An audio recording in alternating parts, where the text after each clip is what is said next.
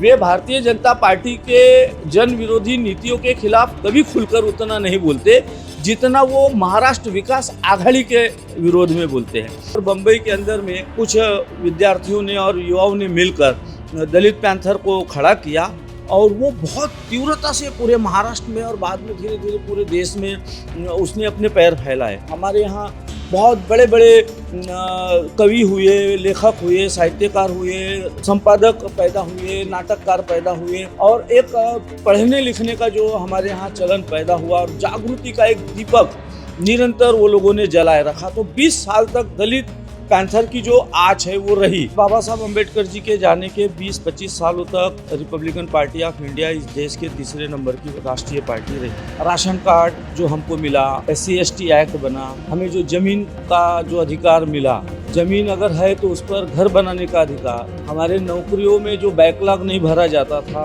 वो भरने का काम, ऐसे तमाम बिलों को संसद के अंदर में रिपब्लिकन पार्टी के सांसदों ने कानून बनाकर किया। इस देश की जनता के ऊपर उनका एक बड़ा काम है।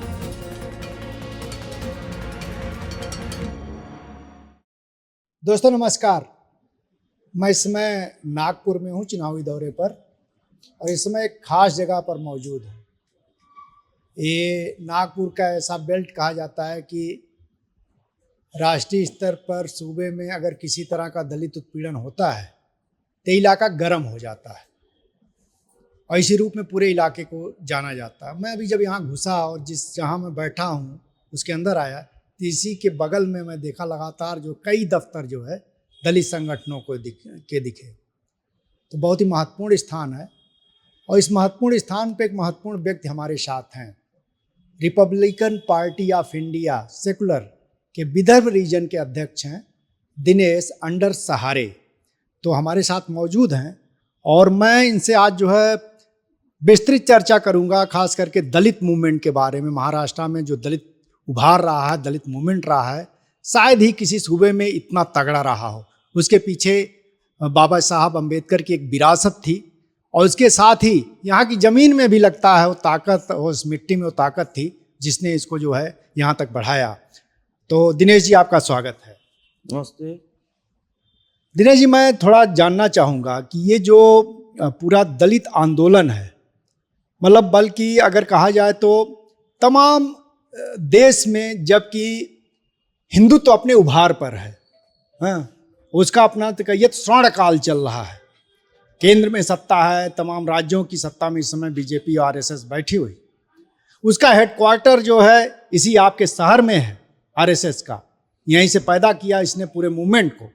बावजूद इसके महाराष्ट्र में वो ताकत नहीं गेन कर पाया, अपने बल पर कभी बीजेपी यहाँ सरकार नहीं बना पाई, हमेशा एक सेकेंडरी पार्टी के तौर पर देखी गई। तो इसके पीछे प्रमुख वजह क्या रही? क्या इसमें माना जाए कि जो दलित आंदोलन था उसकी जो धाक थी, उसकी जो ताकत थी, बाबा साहब की जो विरासत थी, वो एक प्रमुख वजह थी राइट को इस रूप में नहीं उभरने दिया? हाँ, आपका आकलन एक हद तक सही है। मैं इसको थोड़ा सा विस्तृत करना चाहूँगा। डॉक्टर बाबा साहब अम्बेडकर जी की कर्मभूमि महाराष्ट्र तो रही, लेकिन यहाँ शिवाजी महाराज, शाहू महाराज जी, राष्ट्रपिता महात्मा ज्योतिबा फुले, ऐसे तमाम महापुरुषों का भी यहाँ पर जागृति का काम बड़े पैमाने पर हुआ है। तो अलग अलग समुदाय में यहाँ पर प्रगतिशील विचारधाराएं बड़े पैमाने पर पनपी है और इसलिए वो जो रूढ़िवादी विचारधारा के लोग हैं या धर्मांध लोग हैं, जो जातीयवाद और धर्म सत्ता को स्थापित करना चाहते हैं, उस विचारधारा के साथ यहाँ का प्रगतिशील समाज नहीं जुड़ता और उसमें प्रमुख कारण दलित आंदोलन का भी रहा है, क्योंकि दलित आंदोलन आक्रामक भूमिका लिया है अपने साथ होने वाले तमाम प्रकार के अन्य अत्याचार के खिलाफ और वो निरंतर आंदोलित रहा है अपनी समस्याओं को लेकर। इसलिए यहाँ RSS की भूमि होने के बावजूद भी जो जड़ें उसने पकड़नी चाहिए वो स्वतंत्रता के बाद भी वो लोग नहीं पकड़ पाए। ले देकर थोड़ा सा राजनीतिक गणित, थोड़ा समीकरण उन्होंने बिठाया, इसलिए वो लोग लोकसभा जीत पाए, लेकिन बहुत बड़े पैमाने पे मजबूती से उन्होंने अपनी जड़ें नागपुर में या विदर्भ में या महाराष्ट्र में जमा नहीं पाए, इसलिए भारतीय जनता पार्टी एक प्रमुख पार्टी के रूप में रही, लेकिन सत्ताधारी पार्टी के रूप में वो स्थापित नहीं हो पाई। अच्छा, मैं संक्षेप में थोड़ा दलित आंदोलन के इतिहास पर जाऊंगा, फिर वर्तमान में आऊंगा जो अभी राजनीति चल रही है चुनाव के खास संदर्भ में।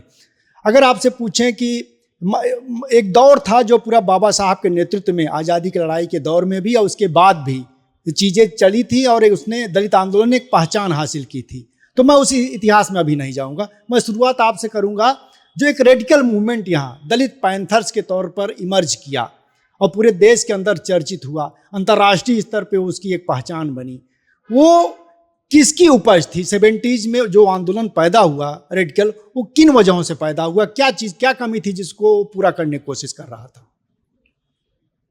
डॉक्टर बाबा साहब अम्बेडकर जी ने अपने रहते रहते रिपब्लिकन पार्टी ऑफ इंडिया की स्थापना की। उन्होंने उसका संविधान लिखा, उसके लिए उन्होंने आम जनता के लिए खुला पत्र लिखा। समाजवादी, मार्क्सवादी विचारधारा और प्रगतिशील विचारधारा के नेताओं से उन्होंने पत्र व्यवहार करके रिपब्लिकन पार्टी ऑफ इंडिया को देश का प्रमुख राजनीतिक दल या विपक्षी दल बनाने का उन्होंने मंसूबा बनाया था और उसकी पूरी प्लानिंग कर ली थी। लेकिन उनके चले जाने के बाद उनके जो सिपह सालार थे, वे लोग इस बड़े काम को संभालने में थोड़ा सा लड़खड़ा गए।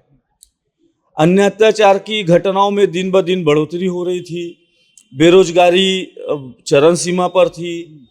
बाबा साहब के चेतना के बाद दलित समाज में पढ़े लिखे विद्यार्थियों की संख्या बढ़ रही थी, नौकरियां कम थी, उनकी आर्थिक लूट हो रही थी। दूसरी तरफ महिला अत्याचार बढ़ रहा था, महंगाई, बेरोजगारी अलग से मार कर रही थी। तो चौतरफा जो नवयुवा घिरा हुआ था, उसको आशा थी कि रिपब्लिकन पार्टी ऑफ इंडिया का जो हमारा नेतृत्व है, पार्टी है, वो हमारे हितों के लिए लड़ेगा। लेकिन उसी दरमियान रिपब्लिकन पार्टी 2-3 धड़ों में बिखर चुकी थी।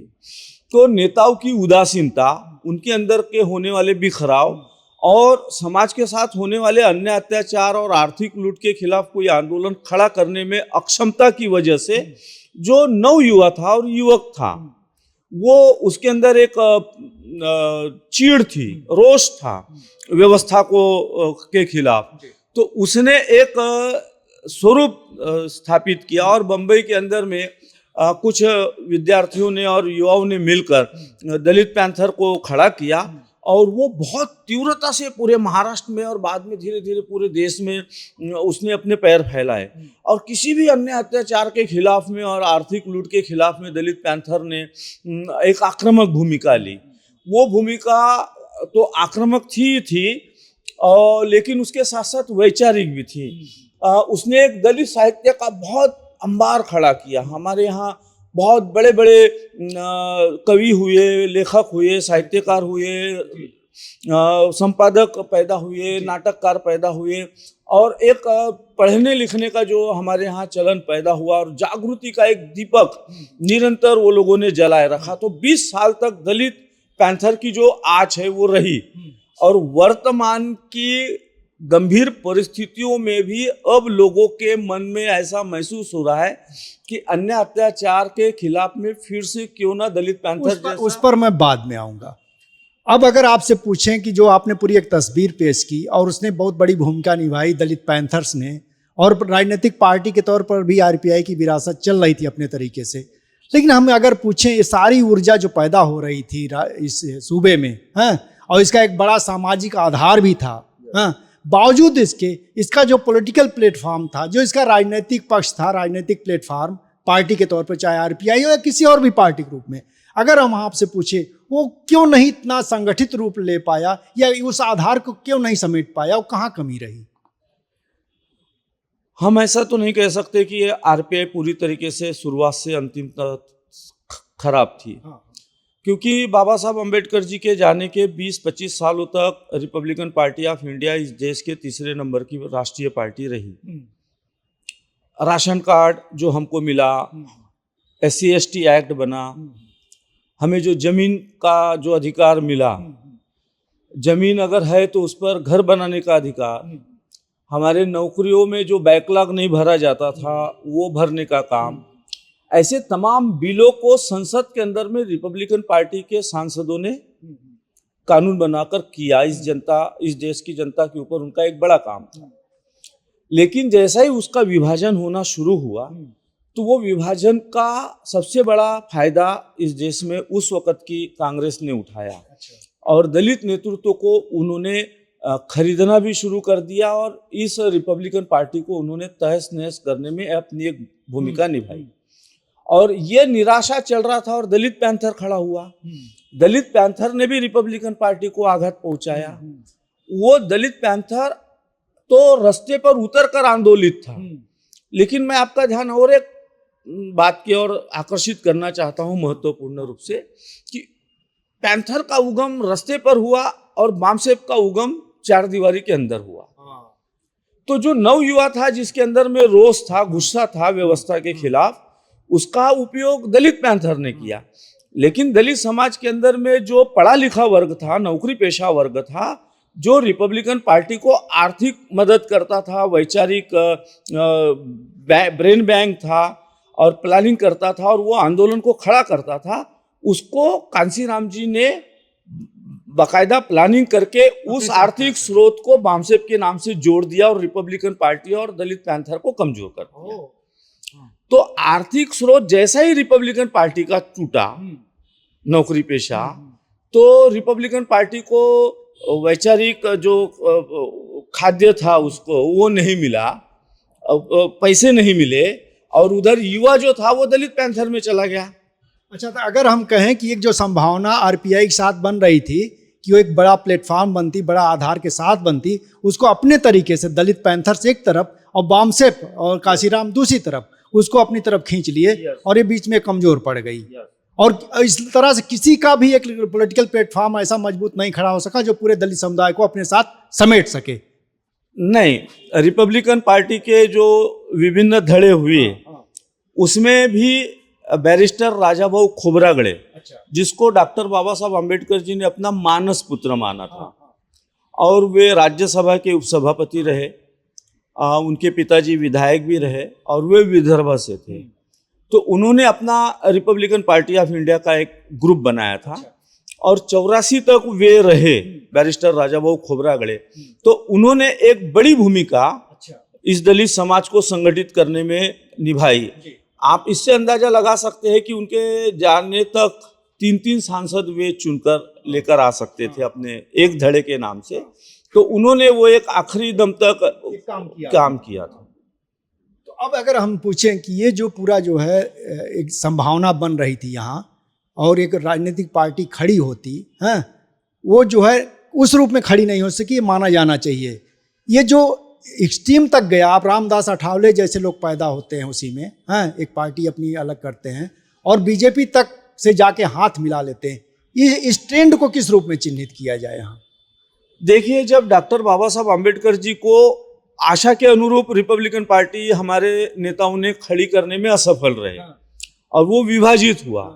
विभाजन का फायदा ऐसा हुआ, सत्ताधारी पार्टियों ने उठाया कि रामदास आठवले पहले शरद पवार के साथ 19 वर्षों तक रहे, कांग्रेस और राष्ट्रवादी के साथ, और फिर कांसीराम ने पहली बार भारतीय जनता पार्टी के साथ मिलकर उत्तर प्रदेश में सरकार बनाई और उस सरकार से प्रेरणा लेकर रामदास आठवले को हिम्मत मिली और उसने अंततः अभी 10 वर्ष पहले 2014 में भारतीय जनता पार्टी में जाने की हिम्मत की। और उसके जाने के बाद से फिर लोगों में तांता लगा क्योंकि बांध टूट गया।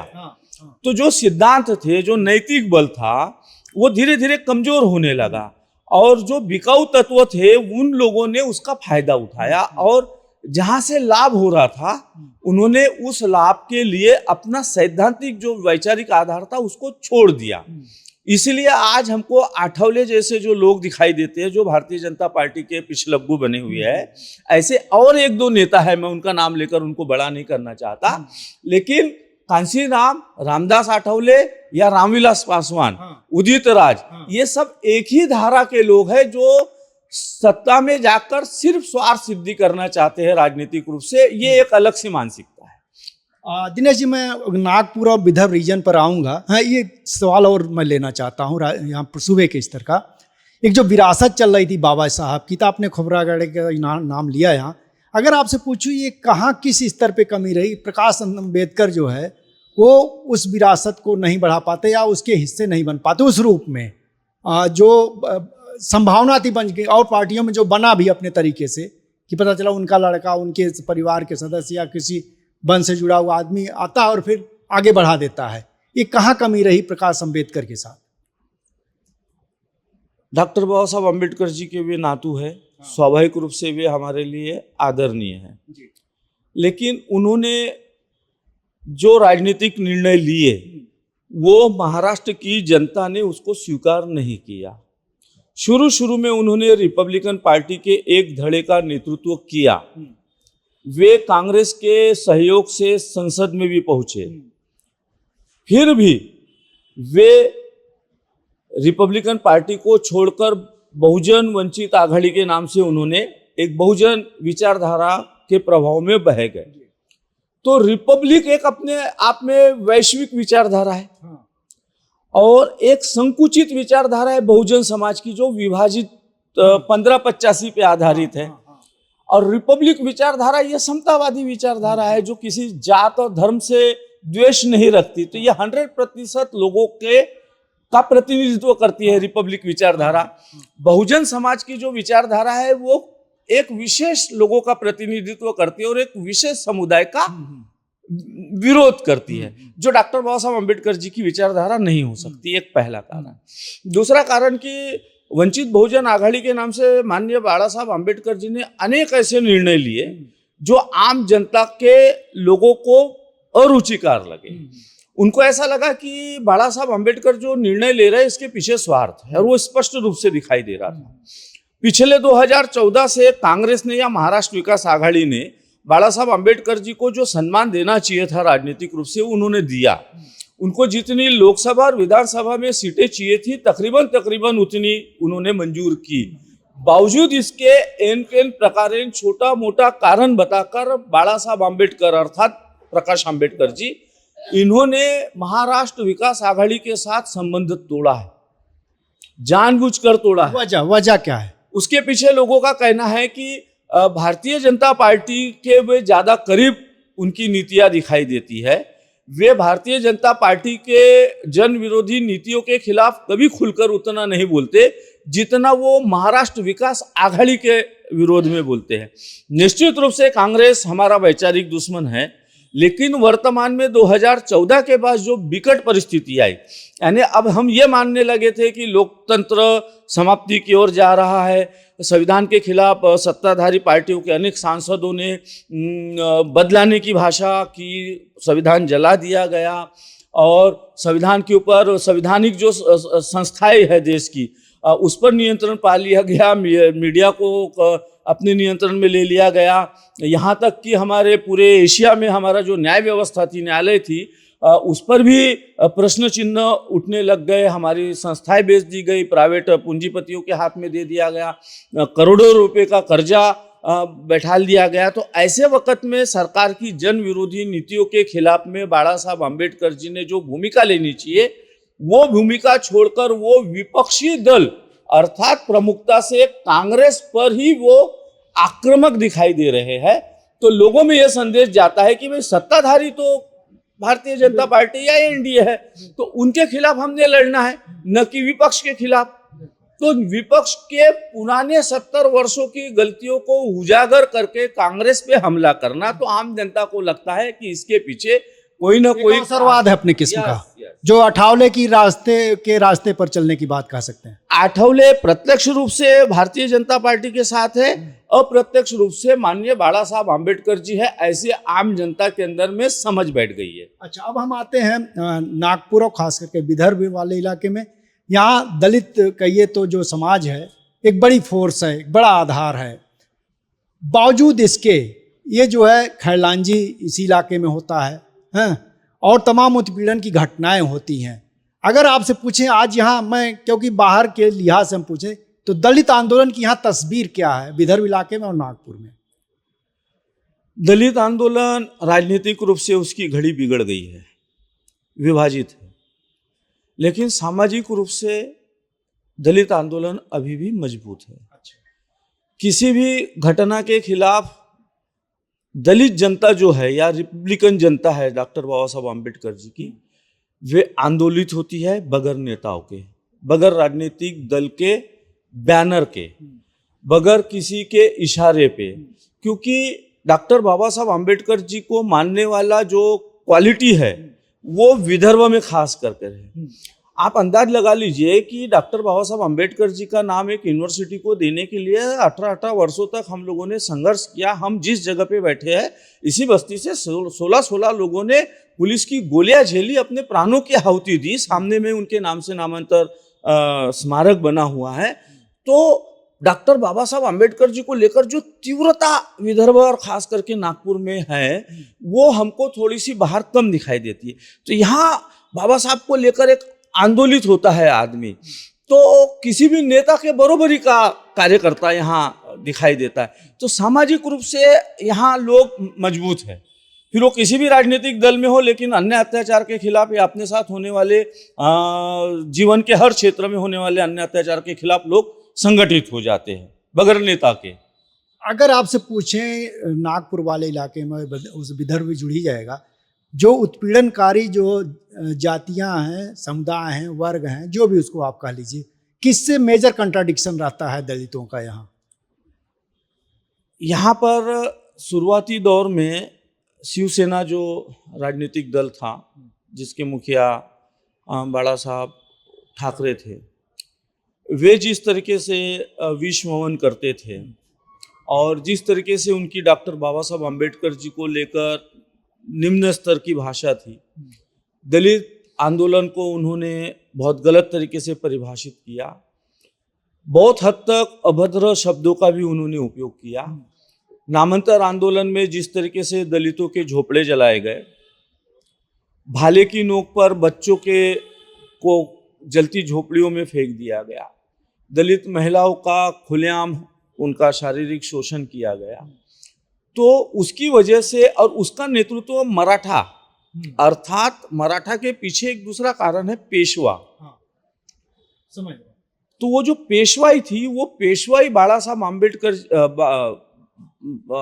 बाला साहब ठाकरे के माध्यम से वे लाने का प्रयास कर रहे थे। तो वो जो हमारा वैचारिक विरोध भी था पेशवाई के खिलाफ, क्योंकि पेशवा ने यहाँ के दलितों के साथ जो व्यवहार किया, यानी मुंह को झाड़ू और पीछे में मुंह को मड़का और पीछे में झाड़ू लगाया, तो वो हमारा बहुत कड़वा विरोध शिवसेना के साथ रहा।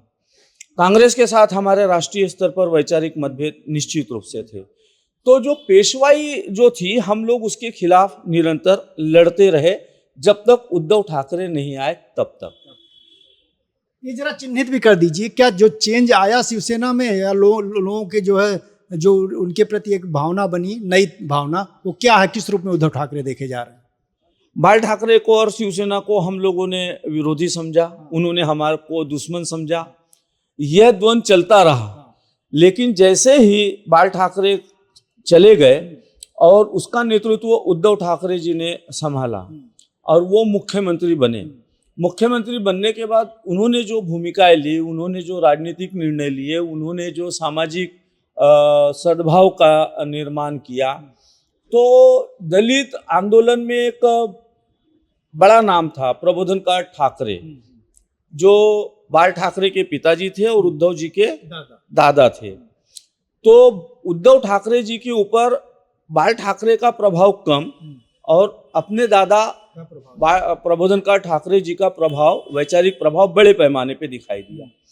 तो दलित जनता को ऐसा लगा कि उद्धव ठाकरे में जो उनके दादा है, जो डॉक्टर बाबा साहब आम्बेडकर जी के सहयोगी भी रहे हैं, बम्बई का जो आंदोलन हुआ था, संयुक्त महाराष्ट्र का जो आंदोलन हुआ था, उस आंदोलन में वो सहयोगी रहे थे, तो उसके प्रतिनिधि के रूप में उद्धव ठाकरे जी को देखने लगे और फिर धीरे धीरे हमारी वैचारिक समानताएं बनने लगी। इसलिए एक हमदर्दी का भाव उद्धव जी को लेकर दलित समाज में जागृत हुआ है। अगर हम और ठोस इसको चिन्हित करें तो नागपुर विदर्भ में क्या ये जो कुणबी हैं, पिछड़ा वर्ग, ओबीसी, उससे दलितों का क्या रिश्ता रहता है, कंट्राडिक्शन रहता है, कितना सत्तापूर्ण है या एक अपने तरह का बराबरी का, किस रूप में है? कुणबी विदर्भ में सबसे बड़ी संख्या है। वो धार्मिक रूप से हिंदू है। स्वाभाविक रूप से उनके साथ वैचारिक मतभेद दलित आंदोलन का रहा है। और ये आंदोलन, ये जो विरोध रहा, ये सिर्फ वैचारिक रहा, इसमें कोई दूसरा भाग शामिल नहीं हुआ। लेकिन ओबीसी या कुणबी समाज में भी जो प्रगतिशील विचारधारा के लोग रहे, जो कट्टरवादी नहीं रहे, वे लोग दलित आंदोलन के साथ मिलजुल कर आंदोलन को शुरुआत करने लगे। उन्होंने भाईचारा का निर्माण करना शुरू किया। तो धीरे धीरे जो कुणबी समाज को लेकर थोड़ी बहुत गलतफहमियां थी दलित समाज में, या दलित समाज को लेकर कुणबी समाज में या हिंदू समाज में थी, वो वैचारिक बंधन बंधने से वो दूरियां कम होने लगी और भाईचारा का निर्माण अपने आप वैचारिक स्तर पर होने लगा। तो अब 2014 के बाद से कुणबी समाज और दलित समाज का जो वैचारिक तबका है वो मिलजुल कर हाथ से हाथ मिलाकर लड़ता है। हम आखिरी चरण में हैं, अब 2-3 सवाल और लेंगे। ये जो इस वाले इलाके में विदर्भ में आदिवासियों का एक बड़ा हिस्सा रहता है और अपने तरीके का देखिएगा, वहाँ एक नक्सल आंदोलन या उससे प्रभावित लोग भी हैं। तो ये जो रिश्ता है कहीं उससे कैसे बनता है, या कम्युनिस्टों के साथ भी दलितों का इस इलाके में कैसा रिश्ता रहा? अभी मैं देखा आपके यहाँ तस्वीर लगी हुई है A.V. वर्धन साहब की, वो नागपुर के ही प्रोडक्ट है, यहीं से मजदूर आंदोलन से उन्होंने उतना लंबा रास्ता तय किया था।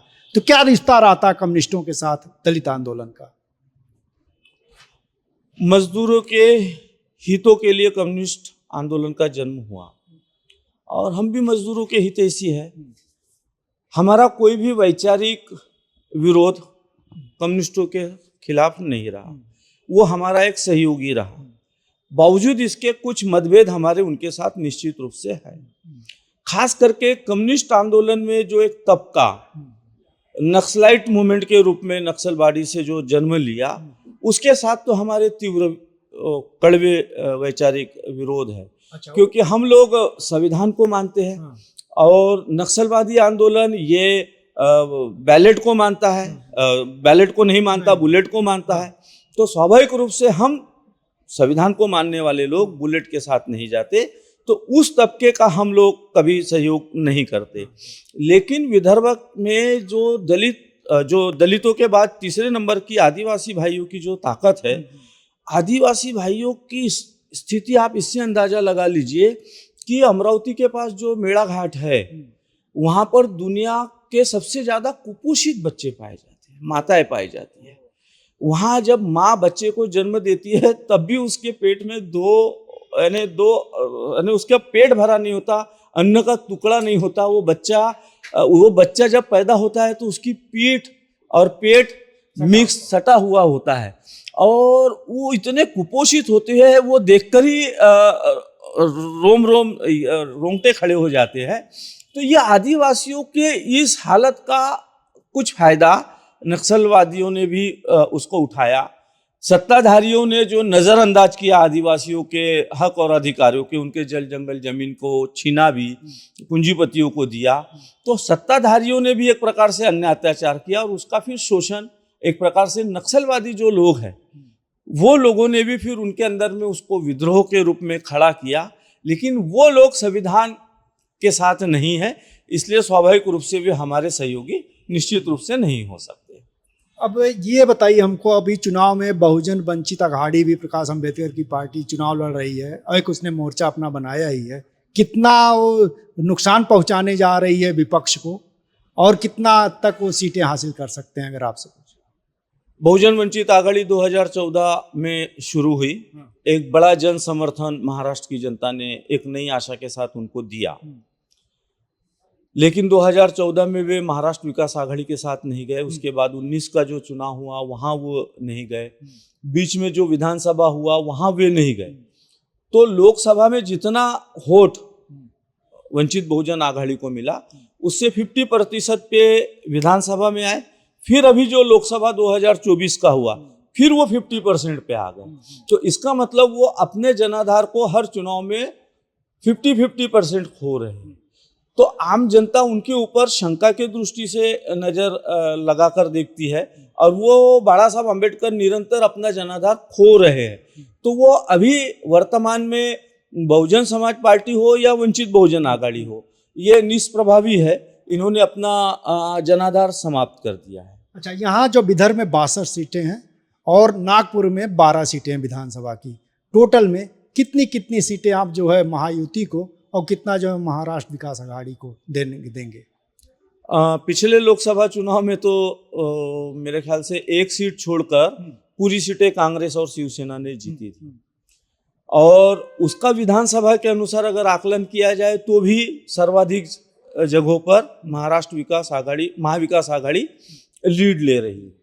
और अभी जो चित्र बन रहा है, जो हम लोग देख रहे हैं, समझ रहे हैं, उसमें हम लोग ये महसूस करते हैं कि भारतीय जनता पार्टी को जितनी सीटें पिछले विधानसभा में मिली थी, वो सीटें भी भारतीय जनता पार्टी या उसका जो सहयोगी घटक दल है वे लोग नहीं प्राप्त कर पाएंगे। महाविकास आघाड़ी अपने पिछले रिकॉर्ड को तोड़ते हुए ज्यादा सीटें जीतने की परिस्थिति बनती हुई दिखाई दे रही है। 62 में कितना महायुति और आघाड़ी, और कितना 12 में कितना जो है? 40-45 तो महाविकास आघाड़ी निकाल ले जाएगा। ये होगा? बिल्कुल होगा, निश्चित रूप से होगा। लोग कह रहे हैं कि अभी चूंकि जो है ऊपर ऊपर बातें भले हो रही हैं, अंत में फिर पता चला बीजेपी जो है आ जाएगी। अगर भारतीय जनता पार्टी ने जो उसके ऊपर आरोप लगते हैं कि वो चुनाव के पहले ही मतदाता यादियों में गड़बड़ी करती है और हर विधानसभा क्षेत्र में 4-4, 5-5 हजार वोट कांग्रेस, उद्धव ठाकरे या राष्ट्रवादी शरद पवार के ग्रुप के काट देती है, और बाद में वो और भी तरीके से वो 10,000 का जो घाटा कर देती है, अगर वो नहीं कर पाई और कोई चालबाजी नहीं कर पाए, तो निश्चित रूप से महाविकास आघाड़ी अपनी लीड बरकरार करके रखेगी। और सूबे में भी ये सरकार बना लेगी? बिल्कुल बिल्कुल, सूबे में भी वो सरकार बना लेगी, क्योंकि युति जो है उसके अंदर में अंतर कलह बहुत है सर। अच्छा। अभी आप लोगों ने देखा होगा, कल अजित पवार ने स्टेटमेंट दे दिया कि भाई कटेंगे मरेंगे वाली बयान हमारे यहाँ नहीं चलेगा, हम लोग शांति से रहने वाले लोग हैं। उसी तरीके से उनको लेकर एकनाथ शिंदे जी के शिवसेना का मंत्री कहता है कि भाई मुझे तो राष्ट्रवादी कांग्रेस अजित पवार के मंत्रियों के साथ बैठने पर उल्टी आती है, उनको सीटें भी कम दी गई। आपका ध्यान और आकर्षित करा दूं कि लोकसभा में अजित पवार गुट का एक भी मंत्री केंद्र में मंत्री नहीं है। फिर शरद पवार बड़े ताकत से लड़ रहे हैं, तो उनको जो सहयोग करना चाहिए था उद्धव ठाकरे ने और एकनाथ शिंदे ने और भारतीय जनता पार्टी ने, वो नहीं करने की वजह से हो सकता है कि वे एन समय पर पाला बदलकर फिर से महाविकास आघाड़ी में जा सकते हैं। तो डंके की चोट पर जो है आघाड़ी की सरकार बन रही है कहेंगे आप? हाँ, निश्चित रूप से डंके की चोट पर महाराष्ट्र में महाविकास आघाड़ी लीड लेकर सरकार बनाने जा रही है, जनता उनके साथ खड़ी है। बहुत बहुत शुक्रिया जनचौक से बात करने के लिए। तो देखिए हमने कोशिश की, खास करके दलित आंदोलन की जो पूरे सूबे में तस्वीर है और उसके पूरे इतिहास और वर्तमान तक पर भी हमने पहुंचने की कोशिश की, और उसके साथ ही चुनाव की जो तस्वीर सामने आई है उसमें दिनेश जी का कहना है कि डंके की चोट पर जो है आघाड़ी की सरकार बनने जा रही है, क्योंकि जो सत्ता पक्ष है उसमें बड़े स्तर पर टकराव है, विभाजन है और खींचतान है, वो उनको अंदर से बहुत कमजोर कर दिया है। बहरहाल नागपुर से जनचौक के लिए मैं महेंद्र मिश्र।